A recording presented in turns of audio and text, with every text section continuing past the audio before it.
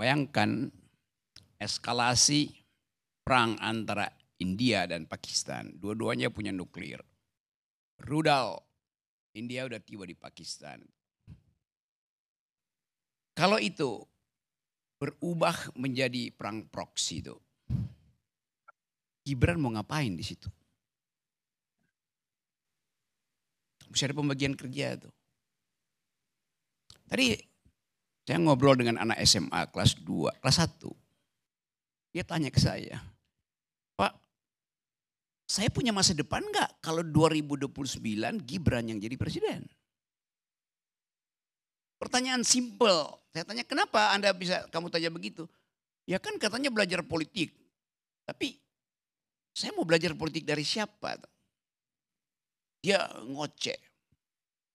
Jadi kita mulai melihat bahwa kendati tadi secara politis susah, tetapi drive psikologi publik mengarah pada pemaksulan Gibran. Itu soalnya. Ya nggak bisa secara konstitusi ada, tetapi secara politik nggak mungkin tuh. Lo politik itu bukan the art of the possible yang mungkin mana, tapi the art of attacking the impossible. Kira itu yang lagi ditempuh oleh Purnawirawan. Kenapa? Karena dia menunggangi dalam pengertian baik.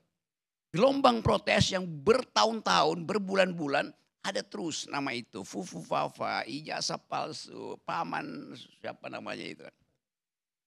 Jadi di benak publik tertanam itu. Dari mak-mak sampai anaknya yang SMA tadi pagi. Saya ketemu bilang hal yang sama itu.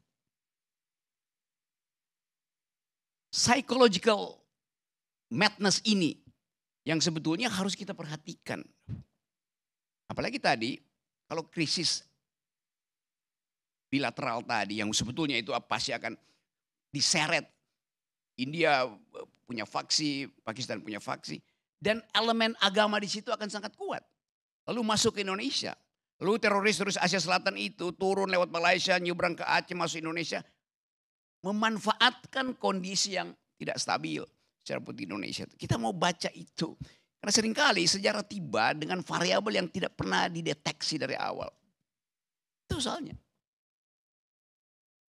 Pasti kalangan Purnawirawan dapat variabel baru untuk memastikan bahwa maksulkan sekarang si Gibran. Karena kondisi berbahaya secara regional.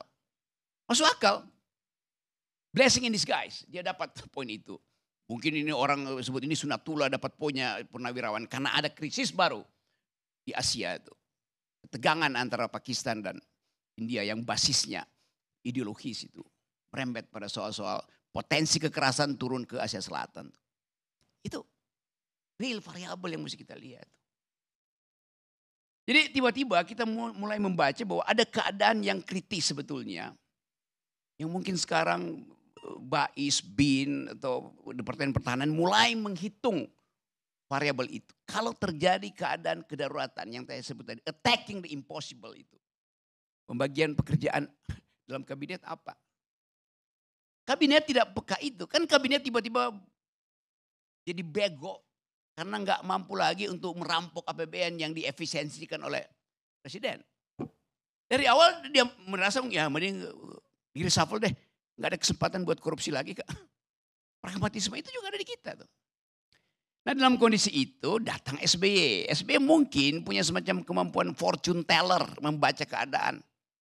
Mungkin SBY di awal dia tidak ucapkan bahwa krisis regional itu artinya krisis yang memungkinkan sebut aja pemerintahan Indonesia itu kolaps. Tambah dengan keadaan perang tarif sekali. Jadi SBY mengucapkan itu, sekarang ucapan SBY itu seolah-olah mendapat legitimasi baru karena krisis. Bukan krisis politik Indonesia, krisis politik Asia pada akhirnya. Lalu disebut istilah matahari kembar. Oh dia dalam ilmu fisika memang ada matahari kembar. Saya belajar pertama fakultas teknik. Jadi, tapi masalahnya apa istilahnya? Twin suns itu, dua matahari itu. Disebut dua matahari kalau size dan jumlah lumennya itu berbeda tuh. Ukuran dari matahari itu harus berbeda dengan kembarannya tuh. Ukurannya sama tetapi jumlah lumennya, jumlah cahayanya berbeda, oke kembar. Tapi kalau dia sama-sama, besarnya, volumenya 3.000 meter kubik, lumennya tuh 2.000 lumen misalnya sama-sama, tetap dianggap satu. Sekarang kita lihat size antara Prabowo dan Jokowi mungkin sama, lumennya berbeda. Jumlah cahayanya berbeda. Atau lumennya sama, size-nya berbeda. Apalagi kalau size dan lumennya itu, lumen itu apa namanya, cahaya itu, kekuatan cahayanya itu berbeda tuh. Brightness-nya berbeda. Itu intinya. Tetapi dengan intuisi aja orang tahu memang ada dua matahari kembar dalam keadaan ini. Gak ada soal buat saya matahari kembar. Yang orang tanyakan kualitas dari mataharinya bagaimana. Kalau kualitas yang sana itu justru mendegradasi mata. Kan kalau jumlah cahaya di sini di situ 15, di situ 15 jumlahnya 30. Kalau di sini 15 itu 10, rata-ratanya jadi 15 tambah 25, 12,5. Jadi makin redup justru Indonesia. Kalau ada dua matahari kembar, yang satu itu lumennya kecil.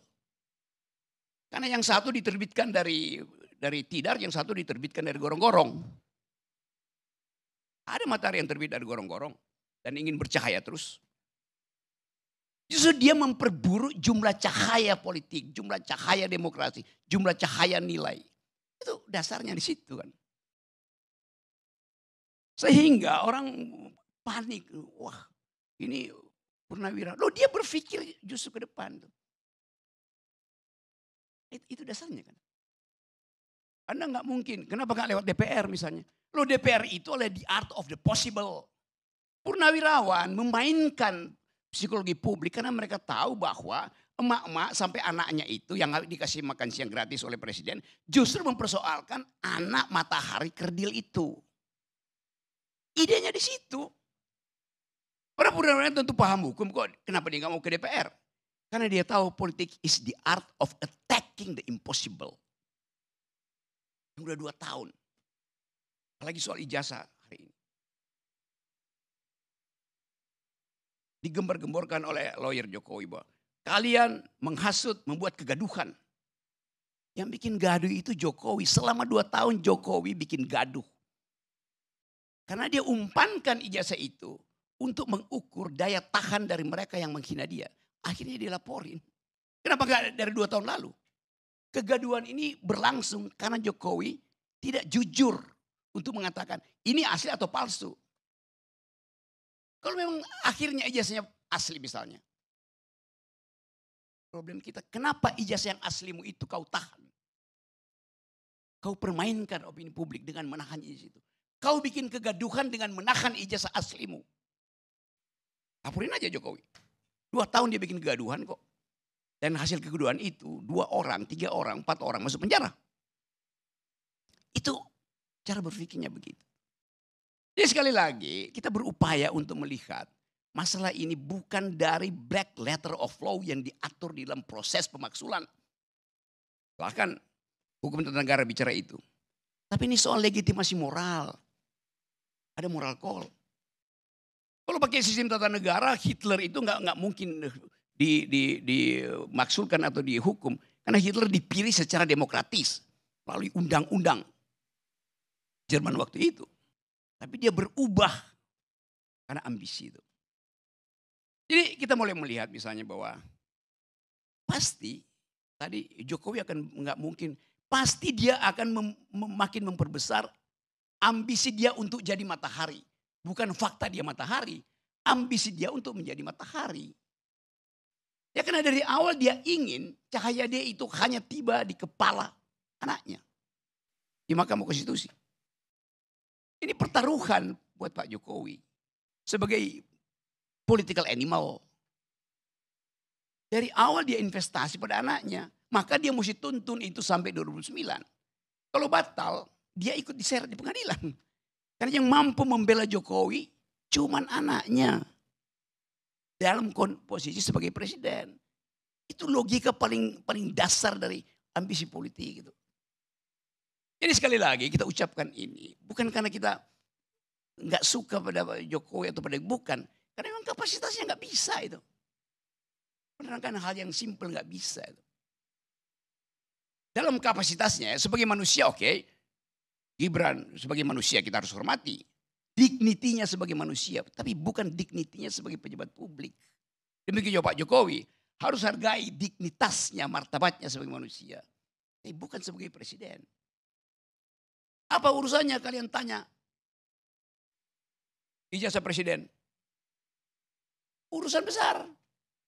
Karena lawyernya bilang, kalau begitu nanti semua orang boleh saling minta ijazah orang lain. Enggak. Karena dia presiden melalui proses administrasi, maka warga negara meminta kejujuran kepala negara. Gak ada aturannya di hukum pidana itu. Hukum pidana cuma mengatur barang siapa. Individual. Person in law.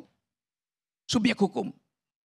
Ini warga negara bertanya secara kolektif pada kepala negara. Gimana pidananya? Dijawab aja kan. Karena dia dipilih oleh warga negara bilang, daulat itu ada pada saya. Maka Anda dan saya tidak setara. Saya bertanya sebagai pemilik kedaulatan, Anda harus jawab sebagai kepala negara yang kami pilih. Itu enggak ada relasi subjek antar subjek yang diatur dalam hukum pidana lain itu. Itu yang mesti kita terangkan. Enggak mungkin ada orang yang tiba-tiba, Rocky Gerung perlihatkan ijazahmu. Ya saya enggak mau kasih. Emang lu siapa? Tapi ini kepala negara diminta oleh warga negara. Mana Rocky Gerung? Gua enggak punya, memang gua enggak punya ijazah. Kenapa? Karena ijazah tanda orang pernah sekolah. Bukan tanda pernah berpikir. Maksud apa? Ini lain. Persyaratan administrasi itu harus diperlihatkan. Jadi saya kira itu. Intinya di situ. Kita berdebat terus menerus. Tapi isu ini akan ada tetap di situ sampai 2029. Dan itu akan memusingkan Presiden Prabowo yang ke bulan Juni mesti putar otak. Bagaimana ganti bayar utang 800 triliun yang dibuat oleh Jokowi. Masalahnya cuma di situ. Ya sekali lagi, Gibran, ya betul tadi. Kemampuan Gibran adalah membagi-bagi skincare. Soalnya. Kenapa dia nggak pakai sendiri? Tidak perlu. Yang dia butuh bukan skincare, tapi brain care. Ya, itu soalnya. Kan terbuka kita bicara itu kan. Sebagai wakil presiden, brainnya kurang, mesti tambah care-nya. Jadi sekali lagi teman-teman, kita coba mendudukkan masalah ini sebagai moral call. Yang mungkin kalau masuk DPR ya tukar tambah terjadi. Tetapi kalaupun batal dimaksulkan, memori publik sudah definitif bahwa kapasitas Gibran gak cukup. Itu soalnya tuh. Akan terus bulan Juli nanti, bulan Juli, mahasiswa UI, mahasiswa UIN, mahasiswa Makassar, mahasiswa UNAS, mahasiswa Pakuan, tempat sang profesor mengajar. Akan diterangkan oleh seniornya bahwa yang namanya FOFA ini, yang gak mampu berpikir si itu tuh. Diwariskan. Soal-soal ini, ya kita mesti selesaikan secara kebudayaan, secara moral. Jadi itu intinya, itu akibatnya kalau ada dua matahari. Yang satu terbit dari tidar dan belum tenggelam. Yang satu terbit dari gorong-gorong dan dua tenggelam di IKN. Itu soalnya tuh. Jadi sekali lagi saya ingin terangkan itu. Dalam kejujuran kita bernegara itu. Mas Rocky, tadi ada pertanyaan dari Pak Arief ini. Apakah mungkin Pak Jokowi sendiri menarik anaknya untuk selesai? Kenapa gak dibalik pertanyaannya? Apakah mungkin Pak Jokowi mengorbankan anaknya? Itu lebih penting ditanyakan. Dalam sistem kerajaan. Itu dasarnya kan. Jadi sekali lagi, kita coba buka persoalan ini. Saya nggak peduli apa namanya ya Pak Luhut bicara ini, Pak Prabowo bicara itu segala macam itu. Tetapi hati nurani publik itu merasa bahwa ada sesuatu yang tidak well seated, tidak terduduk, ada gangguan kemuakan semacam apa namanya orang Prancis bilang nausea, apa namanya rasa mual psikologi. Kok dia ada di situ terus? Lepas dari Presiden Prabowo bilang hidup Jokowi atau Gibran adalah wakil, itu soal lain. Tapi ini soal psikologi publik yang terganggu. Dengan kehadiran sesuatu yang tidak fit and proper. Dengan kondisi yang membutuhkan seorang pemimpin itu punya otak. Mampu untuk membaca masa depan. Jadi sekali lagi mungkin kita mulai untuk bersikap berbudaya lah. Bahwa kalau purnawirawan bicara itu, ya terima aja sebagai wakil dari emak-emak. Kalau purnawirawan bicara itu wakil dari BEM. Purnawirawan bicara itu wakil dari Kontras. Purnawirawan bicara itu soalnya.